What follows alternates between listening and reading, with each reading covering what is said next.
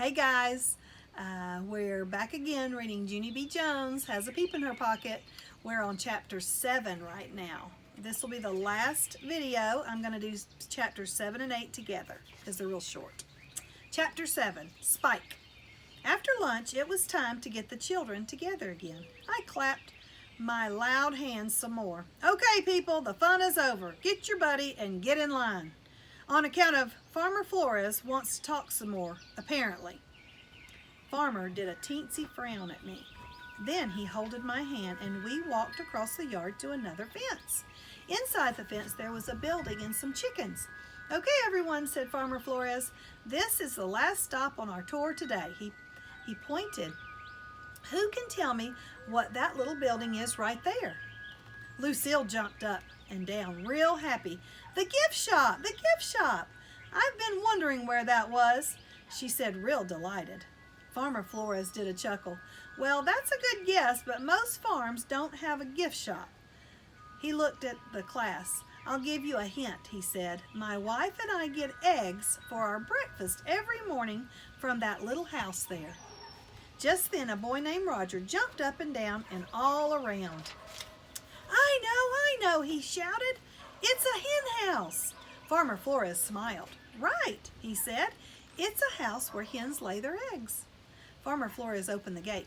I tugged on his shirt. He bended down next to me.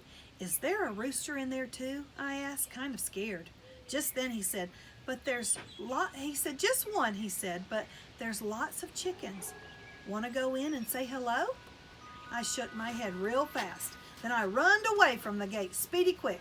Polly Ellen, Puffer, and Jim laughed and pointed. Look at Junie B Jones, they hollered. Junie B Jones is afraid of roosters. Farmer Flores made an angry face at those two. Hey, he said.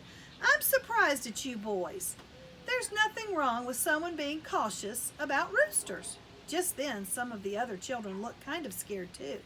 Why? Asked Lucille. Is the rooster going to peck us? Farmer Flores shook his head. No, he said. That old rooster in there is a pretty calm fella.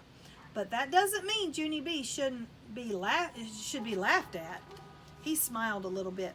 Why, I've been around farm animals all my life, he said, but every once in a while I'll still come across an animal that I don't get along with. Farmer laughed. In fact, we used to have a goat who nipped at me every time I got near him, and for years I made my wife go in his pen and feed him. After that, Farmer Flores winked at me, and Mrs. said I could wait outside the gate. My shoulders relaxed very much. I sat down on the grass outside the fence. Only wait till you hear this. Pretty soon, Farmer leaned over the fence where I was sitting, and he was holding a baby yellow chick. I giggled and giggled at that cute little thing. A chick? A baby chick? Can I hold it, Farmer? Please, I asked. Farmer Flores put the baby chick in my hands. It was fluffery and softy and light as feathers. Ooh, I love it, Farmer. I love this baby chick. After that, I put the chick in the grass and on my lap and in my straw hat. Plus also, I put it in my big wide pocket. I peeked in at that chick. I wish I could take you home with me, I said. I wish I could take you home with in my house, and then you could live with me and my dog Tickle forever and ever. Would you like that, huh? Would you? The baby chick did a peep. Hey, you said yes, I said. I turned around. Did you hear that, Farmer? The baby chick said it would like to come home with me.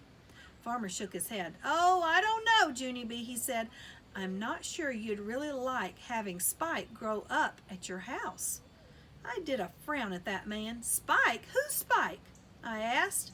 Farmer pointed at the baby chick. Spike, the chick, he said. We named that little guy Spike. I peeked at that chick again. Yeah, only Spike is not actually a good name for a fluffery baby chick, I said. I know, Junie B, he said, but Spike isn't going to be a little chick forever, you know. I know, I said back, 'cause someday Spike will be a big, giant chicken. Right, Farmer? Right? Farmer Flores shook his head again. Well, not exactly, he said. I looked at him real curious. Well, if Spike won't be a big chicken, what's Spike going to be? I asked. Farmer Flores took Spike back from me. He held him in his hands and he patted his little softy head. Someday, Junie B, he said, Spike will be a rooster. Chapter 8, Confusion. I had confusion in my head. 'Cause first I hated roosters, only then I like Spike. Only Spike is going to be a rooster. And so now what am I supposed to do? I didn't talk much after that, 'cause confusion takes a lot of thinking, that's why. Plus also, I might need counseling possibly. Finally, the children finished seeing the chickens and they came out through the gate. Then Farmer Flores held my hand one more time and he took us to the field with wildflowers. He said we could pick wildflowers for our mothers, 'cause that would be like a gift from the gift shop, he said.